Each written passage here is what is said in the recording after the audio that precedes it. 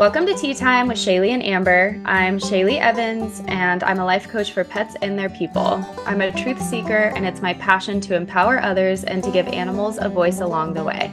I'm Amber Leidick, and I've been a performance horse trainer focused on behavioral issues for over 20 years. My current passion is creating impactful in-person and online events and collaborating with professionals to be on the leading edge of positive change in the horse industry. We are two friends invested in theta healing, belief system work, animal communication, and any resources that benefit human-animal partnerships. So turn up the volume and let's dive into the Great Awakening, brought to you by our horses. Hello, everyone. Welcome back to the podcast. We want to know, have you ever said, if I only knew then what I know now, I would do things differently? Or have you ever said, if I knew all of that about this individual, I would have never gotten into that relationship, or I would have never gotten that animal or whatever? That is what we want to talk about because I was having a little conversation with my friends this morning, and I had come across a post about grays and melanomas, and the post was talking about the statistics of melanomas in gray horses, where they come from, how they start, which ones are potentially more susceptible and which aren't. And it really got me thinking, we started talking about how different breeds have different characteristics, and different breeds also have, people say thoroughbreds prone to terrible feet, and certain horses are prone to metabolic issues, and, grays are prone to melanomas. And it's like all these things that seem to be characteristic for different breeds. Dogs, like some have longer lifespans, some don't. Some are prone to hip dysplasia or knee issues or breathing issues or whatever the case may be. And it's like, would you really miss out on an animal of a lifetime because they're potentially prone to a condition? Like, that is something to really think about because in my experience, and I'm curious with you, Amber, because I'm sure you've like helped like a lot of people over the years as a trainer try to find horses that are right for them. And it's Yeah. like, do people, I know that people will be like, oh, well, I don't like grays because of this, or I don't like black horses because of this, or I won't even touch a thoroughbred, or I will only do thoroughbreds, or I will only, whatever. And it's just so fascinating how we might find the one thing that could potentially inconvenience us or cause loss or create issues, and then we choose other animals because of it. And then I feel like a lot of times we inadvertently end up with the lesson anyway, if that's where You're gonna get like it no our matter what. mindset is, right? Yeah. Yeah, you're definitely gonna get it no matter what. I don't know. I just had this conversation the other day about one of my clients. Her horse is like 23 now, and she's been watching me ride some of the other horses, and she's like, "Oh, like there's just some things that he has physical limitations around that we don't ask him to do." And she's like, "Maybe, after him, we retire him, I'll get it." And I was like, "If you go get a horse without me, trust me. Like you're gonna get what you're gonna get. But like you really should involve me." "Oh yeah, I totally will." Everyone says that. And you know what happens? Without fail. They go out into the big wide world and they're sending me ads and like asking me questions, having me talk to these sellers, and all of a sudden I get the phone call. And it's like, don't be mad. God damn it. Don't be mad. No. Well, we went because usually they'll go for the initial, like I'll talk to the seller and then they'll go to the initial thing, see if they're like into it, and then they'll bring me. And I can usually weed a lot of people out just in conversation and knowing the client and knowing what they're looking for. But I can't tell you how, probably more times than not. I don't do it a lot, but they they end up like, "I just went and I couldn't say no. I looked into his eyes and I knew." And yes, that may be the case, and you get exactly what you're looking for. So it's like, am I trying to hinder people's lessons and experiences, or should I just be surrendering into the fact that they went out and did that and that's exactly what they needed? I don't know. All I know is that it's super easy for me to be like, that's going to be a big lesson. That's going to be probably a more true, like digestible lesson. This one's going to be a cheaper lesson than that one. Like, I don't know. But I mean, I feel like even with my own, like we said before we hopped on here, would you look back and choose to not have an animal that you had in your life because it ended in like maybe something tragic or maybe something just like really heartbreaking. And like all of it ends in heartbreak, to be honest. I mean, they have to transition at some point and it's going to be sad. But yeah, here we are still acquiring more animals because we just can't help ourselves. But I think about like Smarty and the kind of a struggle that I'm going through right now with him where I'm like, he's just not quite right. And it's like the thought of him not doing my like annual trip to Truckee, I was just like, oh my God, I haven't felt that thing that we always talk about where I'm like, yeah, my horses are kind of off. I'll look the other way and they'll be good in a week. And like now, because there's just like deadline and there's this like goal, if you wish, I'm like, no. But you know what, ironically, I remembered this the other day is probably like maybe 4 years ago. 4 or 5 years ago, I think it was my first trip out there, and he got really lame, like probably around the same time, like a month out. No, that's a lie. It was actually right before. And the vet just happened to be there, and I was supposed to leave in like 3 days. And I'd been buting him, and I was like, maybe he just twisted something, or I don't know. And had him out, and he was like something about he wanting to do his hocks. And he didn't, and he's like, well, we can't do him right now because you're leaving. It's not going to make them worse if you just manage the discomfort and go have fun and we'll do it when you get back. It's not going to cause any more problems. And so I was like, okay, this is still at the point where I was thinking I wanted to like go show him and I was still doing clinics and I was still doing all this stuff. And we got up there, he wouldn't eat the freaking anti-inflammatories. He just quit. And I was like, what are you doing? Like, no, we are already all the way up here. I had it, I was like, well, I'll just make it into a paste form, whatever.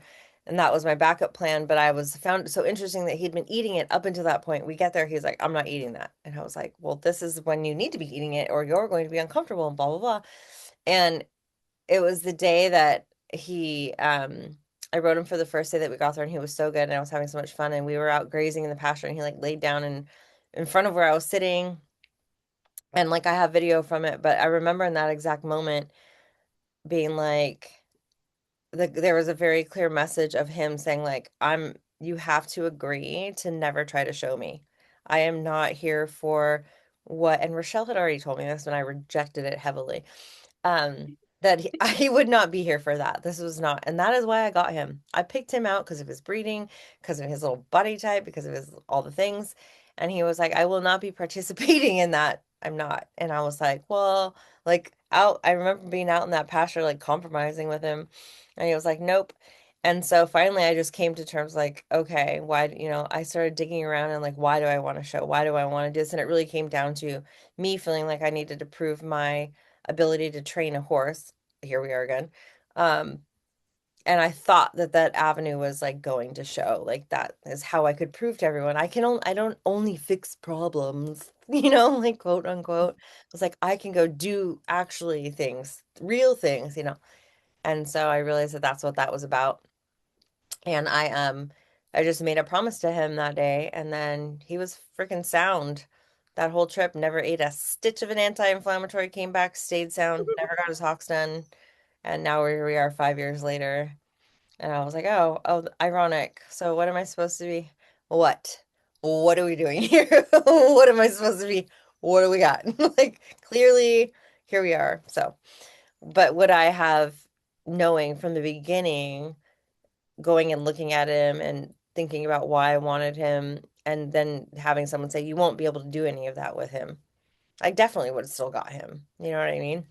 Mhm. So I don't know. I just feel like, why do we do that? Just say There's yes. so much, Say yes to yeah. buy the animal. This is your supportive animal hoarder episode. Just get the animal.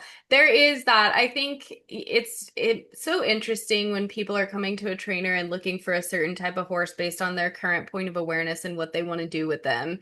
And then you saying like people just going and getting the horse that they were drawn to anyway.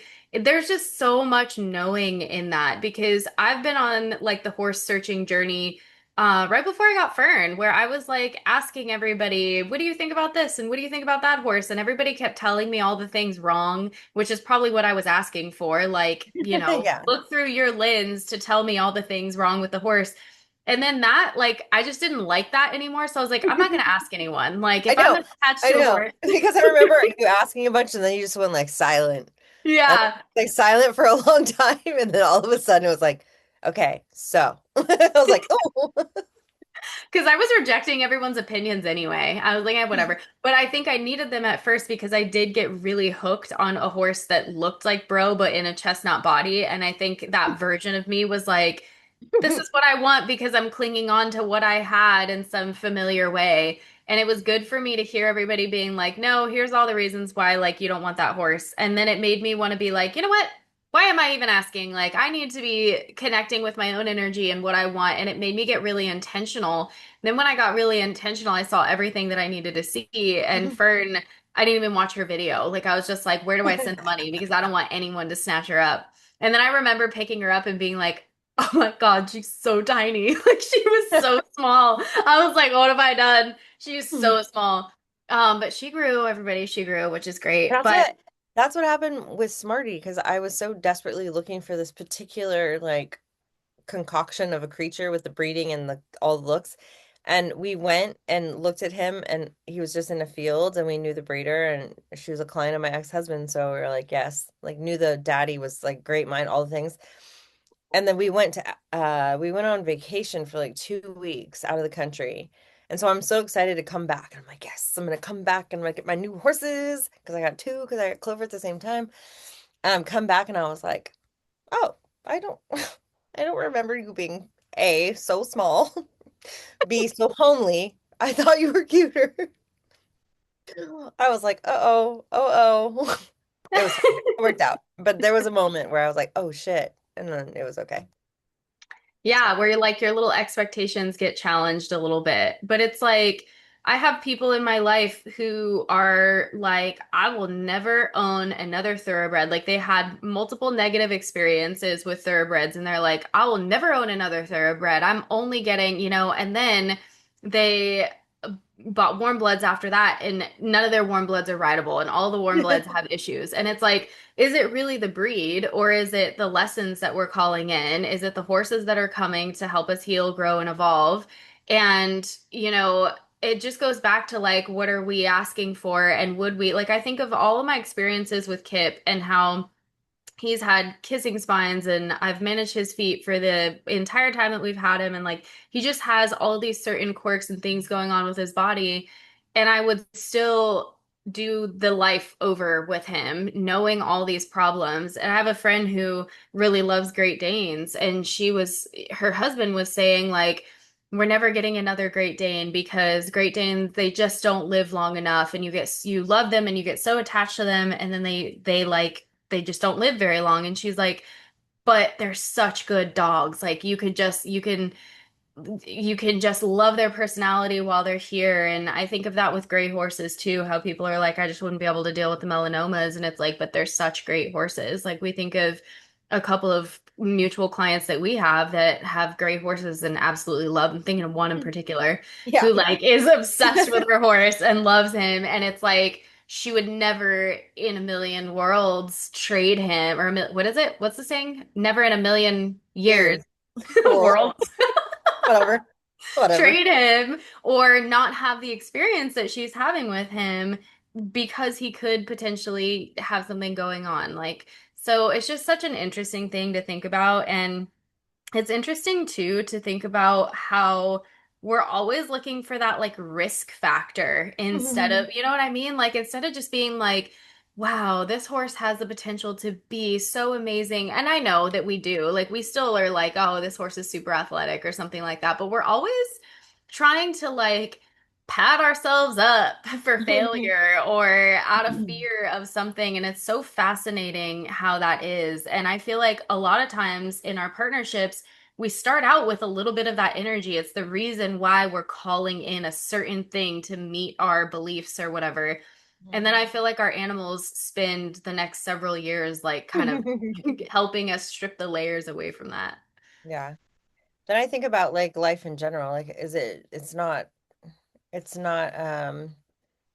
focused just on the animals that we're calling it, right? It's like the entire experience of all things, like driving to the grocery store or like hanging out with a new friend or dating somebody or whatever. It's like, I think that's why once you realize that that is in fact what you're doing, that you get way more intentional when you're in your everyday life to be asking yourselves the questions that you should be asking that you actually want the answers to. But like, are we really trying to avoid the lessons? Because I think about even like my dating history, like the last, not obviously not the guy I'm dating now, but before that, I think about, I knew there were red flags, you know? I knew that they were there. And I'm not an idiot. Like I just got out of a relationship that was kind of shitty, you know? And so why though? Why did I choose? I said, it's okay. It's okay. We're gonna go anyways. For the next 3 years were very painful, lots of lessons. But I said, it's all right, I'm gonna do it again and again. Like if I was Because we really out choose there a familiar hell, right? Like our brain wants to choose a familiar hell over an unfamiliar potential because it likes trying. being able to predict. We can at least Yeah, predict, oh, I've handled that before, I can handle it again, I you know? survived. I survived. Yeah, I have the I playbook. survived. I have the playbook for this kind of guy. We're good. Yeah. And there's like a delusional part of you that's like, I can fix it or Yeah. something like that. You know what I mean? Because when I got Biggie, I was like, and she was like, he has all these issues, right? She's like, he bucks, he's this, he's that. Oh, but he's such a love and like all this stuff. And my mind immediately was like knew that that type of personality wasn't right for me. And also that I didn't want another horse at the time.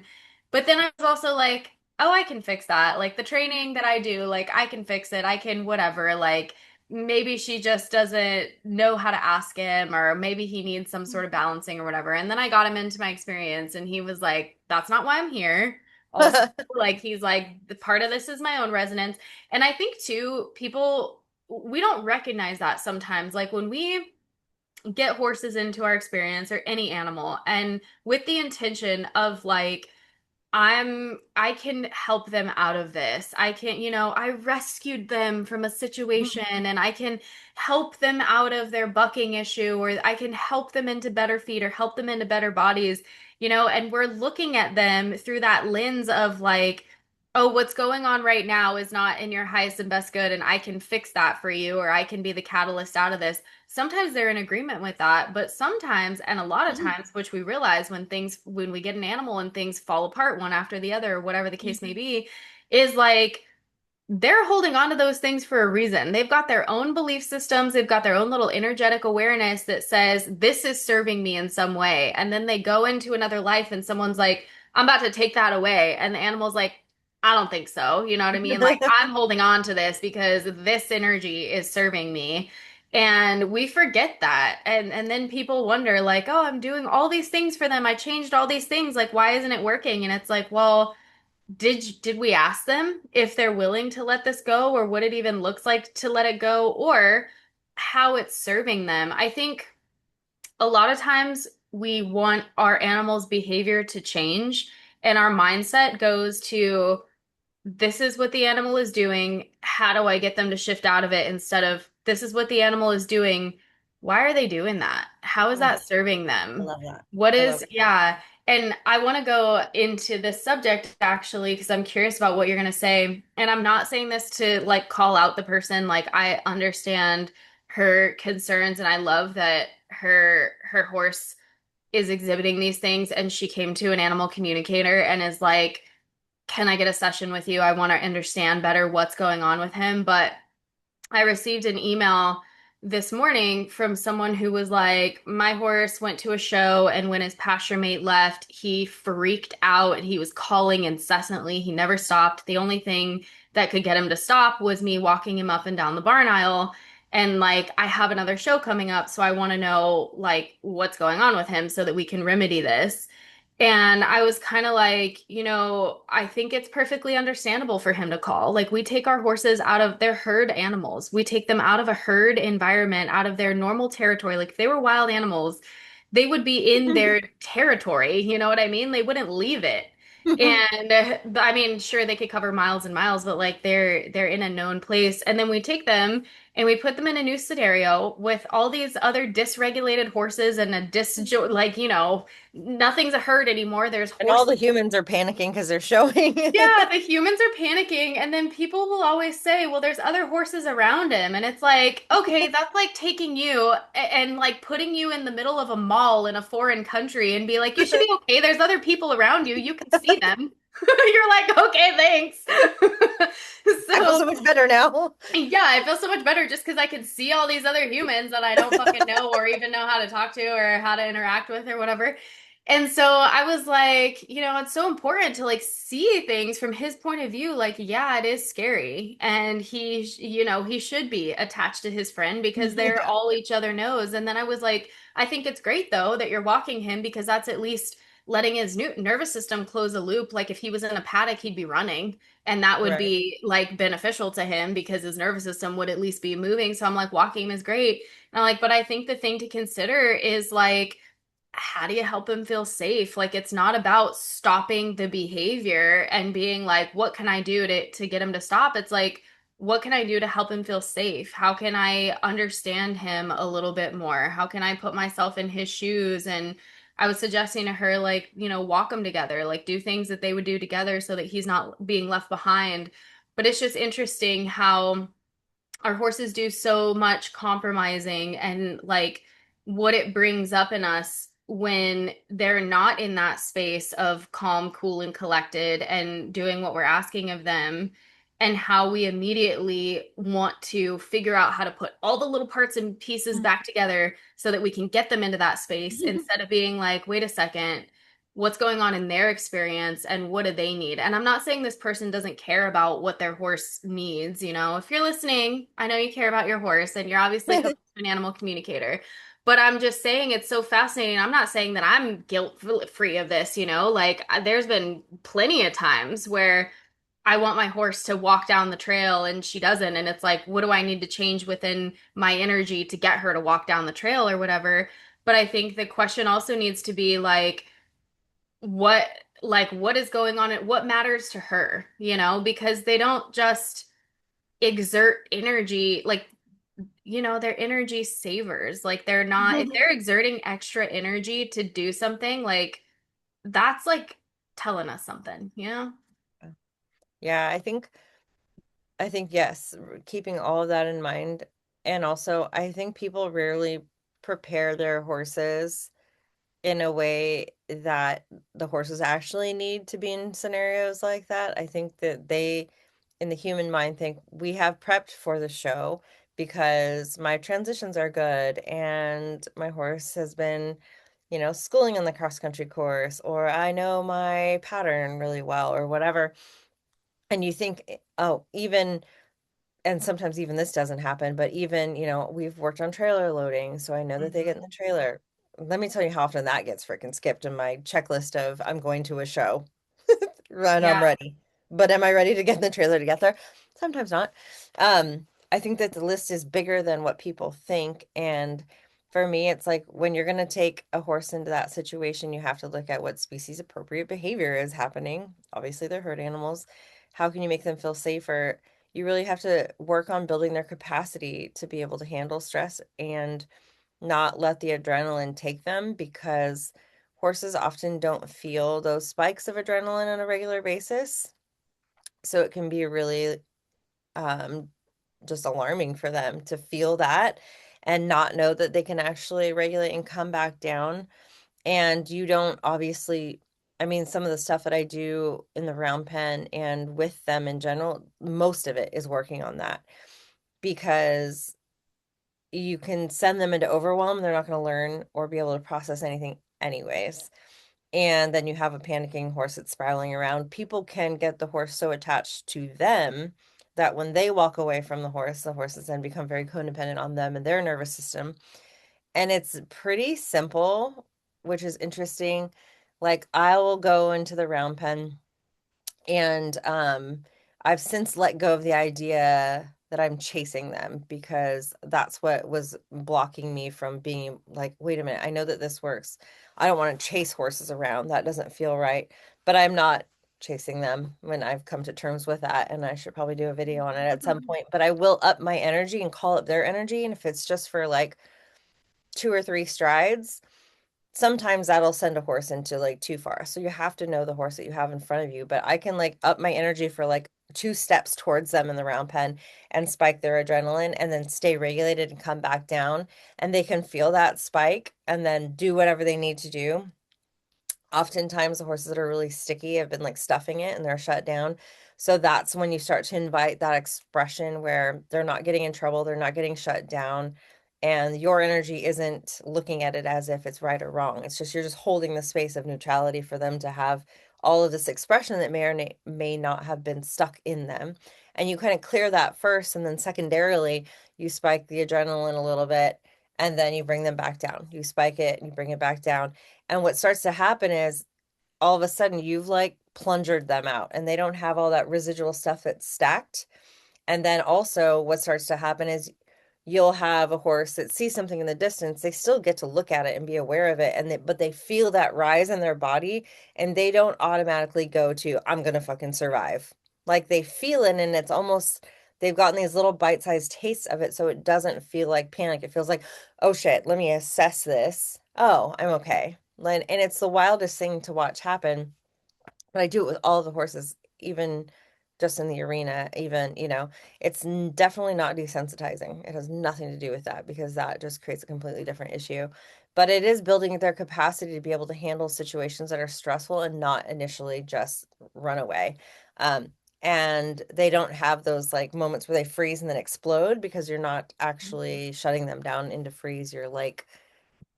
You're inviting curiosity into those moments because they feel a little bit familiar. And like I said, it's not about taking horses like way over capacity and running them around and they're all panicked and sweaty and then letting them come back down. It's like these little bursts, just like you're almost recreating the sensation and the chemical cocktail in their body of spooking.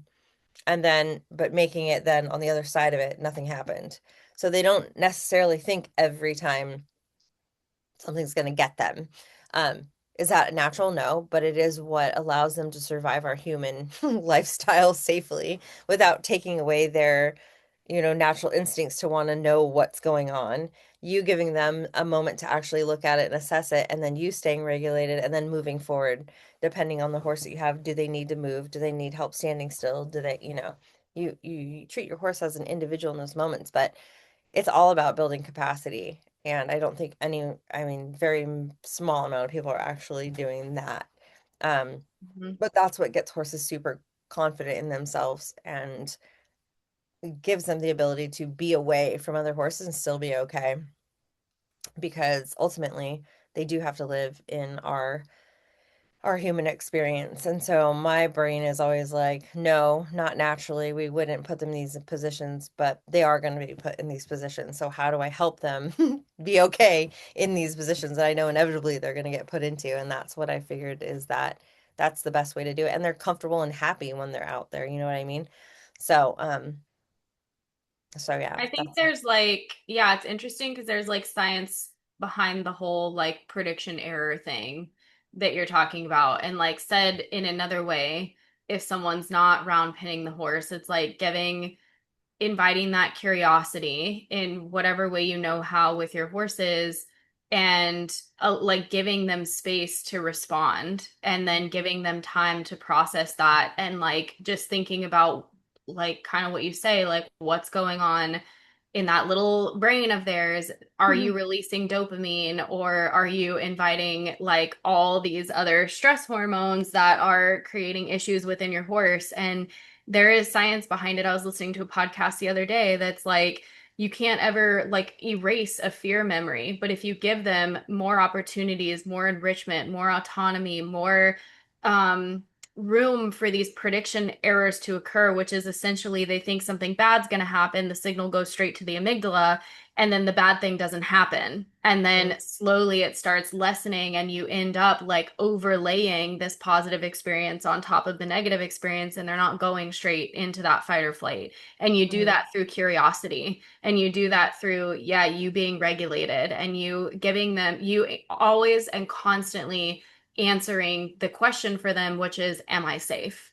mm, And what's fascinating is there's like research around how like we lead our horses by their nose, and like when their nose is what leads, like think about how when they're looking at something that they're like afraid of or they're assessing for danger, it's like their head goes up, their neck gets stiff, they look at something. And so mm. we create that all the time. Like every single time we pull our horses off of balance, and it's our fault. We're doing that to them.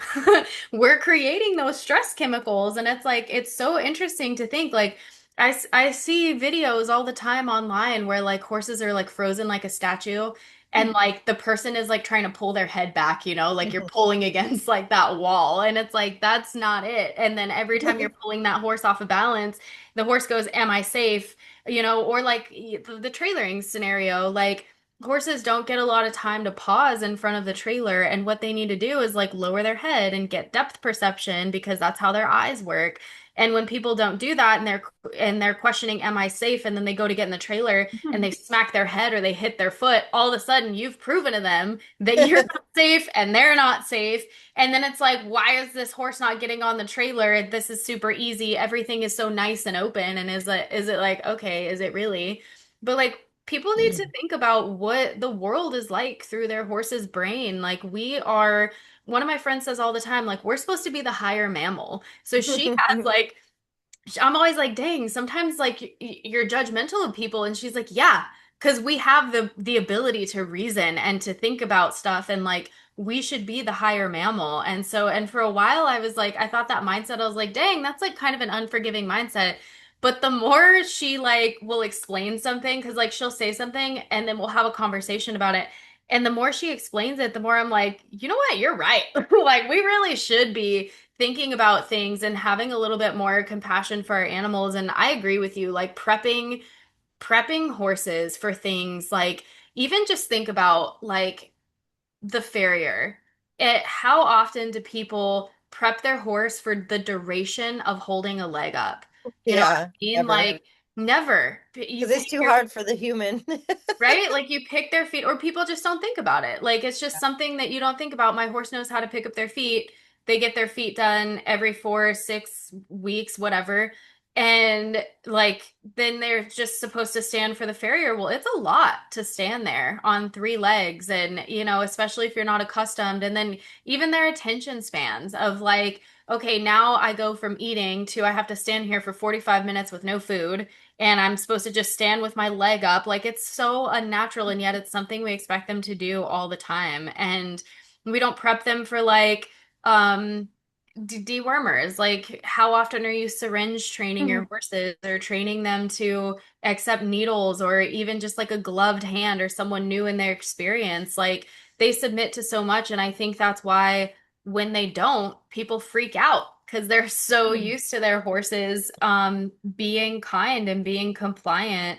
And, habit creates that rigidity. So, like when you bring your horse in every single day with the same horses, or every single day in the same way, they go out in the same paddock, they go in the same stall, they get brushed the same way, you have a habit, you should not be upset if you bring them into a new area. That habit is not happening and they're freaked out. Like, you just got to understand that you created that. You know what I mean? Yeah, and I think there's like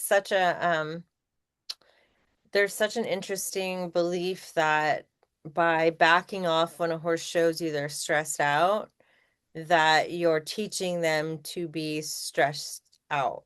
And I am not judging it because I literally, at some point in my career, maybe not that, but close to it, where I just was going through videos. We have this horse Bandito here, right? And he was a dancing horse, and there's a lot of pressure, and the the frame his body was held in, and he's a good boy, so he gets compliant. So no one would bring this horse to me and say this horse has behavioral issues because you can tack him up, ride him all day long. He's never going to do anything bad. Um, but in having him and going, okay, I would like this horse to exist soundly for a long time. And the amount of chronic tension he's holding in his body is not conducive for soundness long term.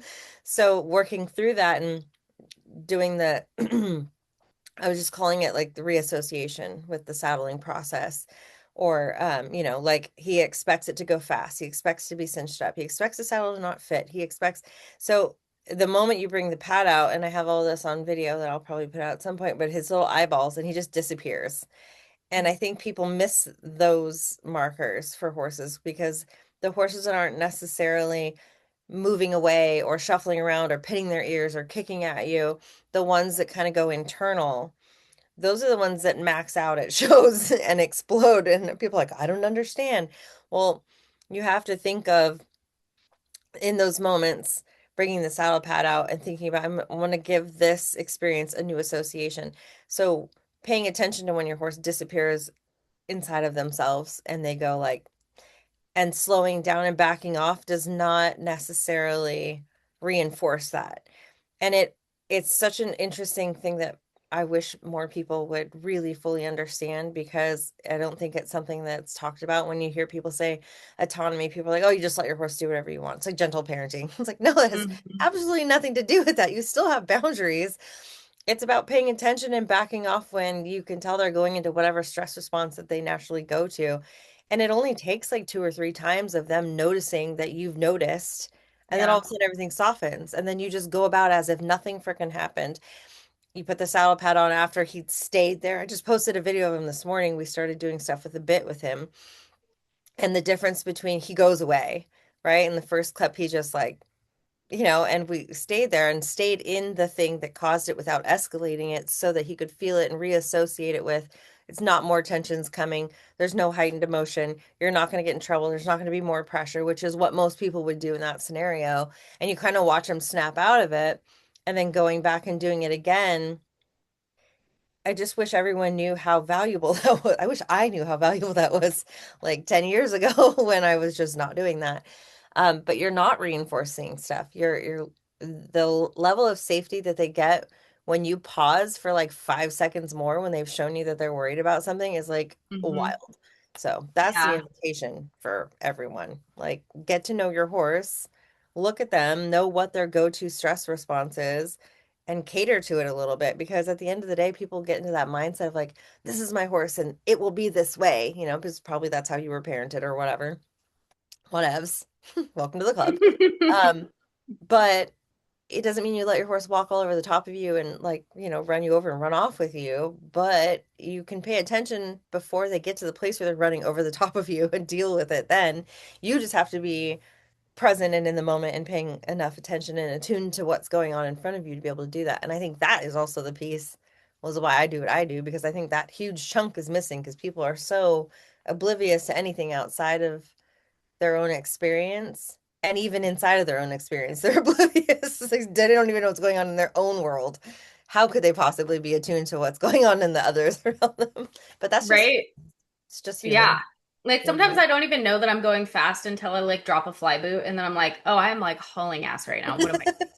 But that's so true. And I think that like that's such a good thing to reiterate is the power of that pause and just becoming really aware. And I will say there's so much benefit in working with multiple horses. And I know not everybody has that experience, but like, or has that ability to experience working with multiple horses. But like, that is where I really started learning so much because you can get so wrapped up in your single horse and the expectations that you have for that horse and you're doing everything in a certain way. But yeah, I'm working with a horse right now. Well, one, I have five, so that's awesome because I get to experience all their different personalities um and the pause looks different for every single one of them. And it is so important to just learn what that looks like and also learn like where they can find safety in that pause. Like I have one horse that I have to completely walk away. I have one horse that wants me to stay there with a hand on the shoulder. I have one, so I agree with you. I think it's so important to learn what they need in that moment of pause and building that relationship to understand when they're reaching their threshold in their capacity. And because the more you feel into that, the more you're going to know when you can ask them for a little bit more, when you need to completely back off. And that can be like the most valuable asset for you. But I think that, and there's also a balance between like the whole, um, habit creates rigidity, but then giving them consistency, that they can lean into and stuff like that. But I'm working with this horse for someone, and her husband was the horse person. She learned things through him, but has not really ever like worked with the horses that much. And so she's basically like a non-horse horse person who has these horses. And I'm helping her with one who is just, he's formed a lot of negative associations with humans. So he's extremely spooky. The first time I went over there, I was doing a little clicker training and he spooked at the click sound. And I couldn't get him close to my hand and stuff like that.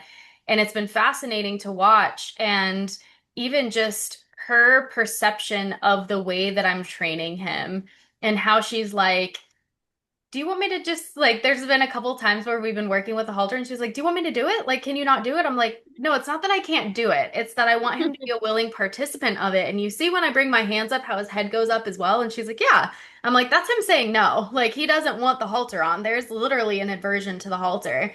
And it's been so cool for her to be able to see that perspective. And so she's watched me train him through positive reinforcement a couple times. And I know you can do this like other ways, but it's just my favorite method of training. And it's cool because he went from running away from me to now when I walk up to him, I hold my hand out and like I do the start cue every single time and he trots over. He's like, oh, yes, I know you, the little treat bag lady. And we have like this like fun little, little time together. Um, but I worked with him with a halter and lead for the first time the other day. And as soon as I snapped that lead on him, he just kind of got stuck there. Like he got frozen. And she picked up on that, which I thought was so cool. And I think that she picked up on it because she doesn't have in her mind all these things that he's supposed to be doing. So she was like, what is it about the lead rope that makes horses feel like they have to comply? And I was like, oh my God, I love that you picked up on that. Like it was just so cool how she saw the way he was before. And then I snapped the lead rope on and he totally froze.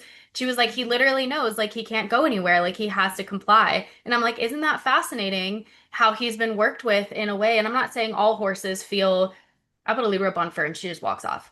But I'm not saying all horses feel that way, but it's fascinating how they make associations with when they have choice and when they don't, and what humans have reinforced with them, like, over and over again. And of course, the other thing that I listened to in that podcast, I know this is getting a little long, so I'll wrap it up here, but I listened to a podcast with Dr. Steve Peters, and he was talking about how, oh my God, did I just lose my train of thought? It was, hold on, people. It was something about lead ropes. It was something about associations, um, and how we're constantly putting those associations into our horse's mind. Dang it. There was another piece. Well, do you have anything to say about the lead rope? Yeah, I think something I used to say all the time in my previous lifetime of training, I was just like, your horse is fine with it because if they weren't, would they let you? Would they let you get on? Would they let you put the halter on? Would they, and so it's it's funny because you don't look at them and think if they didn't really want to, they could just walk away because they're huge. They're so much larger than us and stronger than us. But I will also tell you, as a 5'1" back in the day, much lighter horse trainer, Whatever. I had big, very strong, very fit warm bloods that were doing lots of things, and also they were pissed about it. And so they had then gotten to the point where they decided they were not going to participate, and their owners would bring me them and say, please, this my pre-St. George horse is jumping out of the dressage arena. Can you help me? Um, I will tell you that you can, in fact, control their very large body with the right timing and leverage. And for an animal that inherently doesn't matter how fit and strong they are, you can do that. There are ways, and I have done them. And I'm just talking lead rope, halter, horse, you could ride the right timing, the right position. I could flip that little booty right around, and they were like, "What happened?" And I knocked your ass off balance, got you a little confused, and now we're here, and you don't think you can get away. It takes one time. We see So, that with ponies controlling giant horses, you know what I mean? yeah. So, to think that if they didn't want to, they just wouldn't. Unfortunately, for their prey-driven mind, like they actually don't know sometimes, depend on how they've been trained or their life experiences. But then also, there was a POA I had in my life. I don't know if Angela listens to this. That damn pony, Flash, was his name, and it was an appropriate name. And I could not stop that horse from doing whatever the F he wanted. Like, he would just decide that's the Ripper. He was a Ripper that could not be unripped, where they just stiffen their little neck, go to the right just a little bit, and they gone. You can't catch him. You got rope burn. It's just not that important. Like, I'm sure somewhere in the land of horse trainers and cowboys, and you could do a lot of things to actually shut that behavior down. I just wasn't equipped for it, nor did I care. Um, but most of the time you get horses that are, even if they're big, they're sweet, they're compliant, they want to get along, and if they get scared, all of a sudden it's turned into being labeled as a behavioral issue, and the next thing you know, you have some horse trainer coming in to fix the behavior when the only thing the horse did was express that it was worried about something. And then now all of a sudden you have this horse that's in a different mindset completely. So I don't know. I think that asking the why, letting the horses titrate their nervous systems in those ways, even just paying attention and playing with getting to know your horse in that way. Where is their level of capacity? What do they default to? You know, even if it's just like a chair somewhere on the property that there wasn't a chair before, and you walk them somewhere in the vicinity of it. Notice when they notice it and stop there and be with them there, even if it's like a mile away, and practice being patient and understanding of the fact that that's what they're supposed to do. They're Yeah. supposed to say, "Hey, what the fuck is that?" I don't know if that's okay or not. You noticing that they have that concern does not mean you're fine and then drag them to it. It's, I understand that currently you don't feel safe. I know it's good, but like, let me show you through my own nervous system that that is not a threat. And you can hop on board. If you're a horse that needs to move around, let's walk a big circle. I don't let horses do the round and round your body thing, but that's my own personal preference because I know that escalates into some other shit. I will do a pattern interrupt in that, but there are different ways you can have your horse move to help them like clear some of that and process it and then maybe move closer or whatever. But I don't know, Yeah, man. without pulling them off balance by their Yes. nose. Yeah. Yeah. Yeah. 'Cause I feel like that's what happens when they do the circling thing. They start Hmm. running around you. All you're doing is hanging on their face, hanging on their face, hanging on their face. And I've been telling people as of late, like if you find yourself pulling on your horse, then you know that you've got to find a different way to get what you want done. Especially when, people are out and their horses are grazing or whatever. I don't have a problem with hand grazing, obviously, but I don't let the horse pull the rope out of my hand. And if they do, I don't pull their head up. I drive them forward so that their head comes up and then we go in the direction that we need to go. Like there are workarounds to these things that we've been taught. I think it's just about getting to know your horse and what they want to default to and then having your like plan in your head of this is how this horse needs support and this is how I grow their confidence because it's not that hard. I was just telling someone yesterday I worked with their horse for the first time. I was like, really, horse training is just not that complicated. It's actually very simple. Like we do very much complicate things, so Yep. We do a lot. We do more. We do the most, the most in life. But we also you do have, the most. dude, I do the most. I do. I'm like, I love being extra. It's just my favorite No, part of my personality. I didn't say you did. I said like as a human race we do. Oh, oh, oh. But I also mean, me. you are a little extra. But also me. I wasn't like I calling was supposed to just go and look at a horse to see if I could find him a home, and now I'm teaching the lady how to ride her zero turn. I'm going over there once a week to train him, and I'm doing all these. I love doing the most, but I think we also just we focus so intensely. Like when we're with our horses, it's like you be present with your horse, and and we have the ability to have what we want in our mind and to focus on our horse And when we get so focused, we can't see the forest through the trees, and we forget that our horse is listening to the birds and the leaves rustle and where their friends are, and they're looking all around them, and like literally they're not just focused on us. And people are, I want my horse to focus on you, and it's like that is so like unnatural to them. Like they need to focus on their environment. They are environmentally attuned beings. They can't just, if you want an animal to focus on you, get a German Shepherd. Get a dog, you know what I mean? Like Get get a dog best, get the that most wants to focus obsessive on you. extra breed you possibly can and have all the attention on you for the rest of Yes. your life until you feel Yes. Exactly. Oh, I remember. Okay, to close this thing out. insane. Officially, you guys.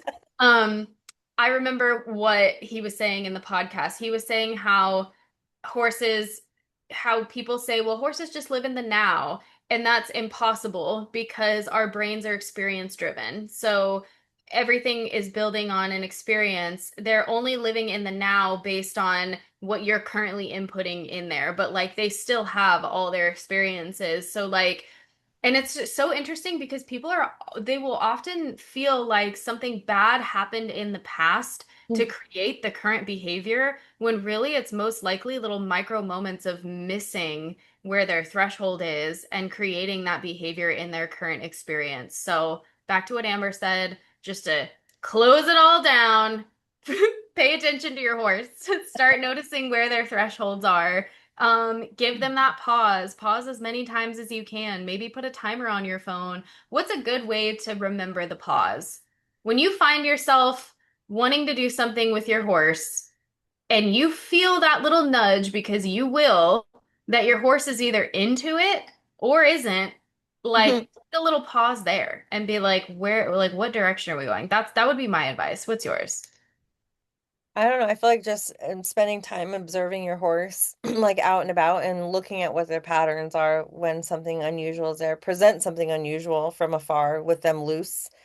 Like Mhm. we've had bags roll through our pasture, and it's so fun to watch the different responses between. Maybe I'll make a video like that. Um, Those the are fun because some get scared and some chase them. Yeah, like you'll see my horses, and I don't know if it's because they're cow horses and they kind of have that like weird predatory drive like bred into them, so they're a little um but they will see something, and if they don't know, and Galileo, the that chunk of horses will see it and they like look at it and like assess it and then they go closer, where the other one's like, we're out. Like we'll be over here, you let us know. But I think it's just observing your horse as an individual and seeing what their patterns are, and like in those moments, remember this is my indication to pause.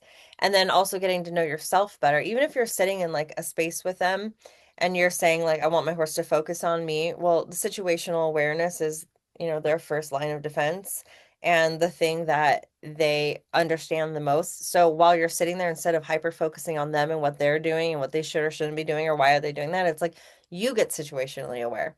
I want to Yeah, I hear love the that. birds and the leaves rustling and the dog barking off in the distance.